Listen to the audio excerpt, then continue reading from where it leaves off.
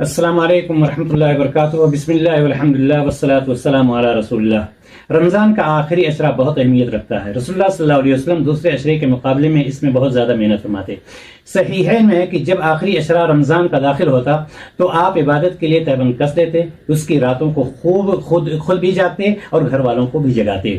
اسی آخری عشرے میں وہ رات ہے جس میں قرآن نازل کیا گیا، اور وہ رات بھی ہے جس کی عبادت 1000 مہینوں کی عبادت سے زیادہ بہتر ہے۔ آپ صلی اللہ علیہ وسلم نے فرمایا، شب قدر کو رمضان کی آخری عشرہ کی طاق راتوں میں تلاش کیا کرو، یعنی 21ویں، 23ویں، 25ویں، 27ویں اور 29ویں رات میں۔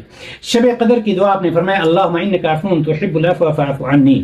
آپ صلی اللہ علیہ وسلم نے ان 5 راتوں میں تلاشنے کے لیے فرمایا ہے، لہٰذا صرف 27ویں رات کو نہیں بلکہ ان 5 راتوں میں زیادہ سے زیادہ نفلی نمازیں، قرآن کی تلاوت اور ذکر و اذکار میں اپنے آپ کو مشغول رکھیں۔ اللہ تعالی ہم سب کو شب قدر پانے والا بنائے۔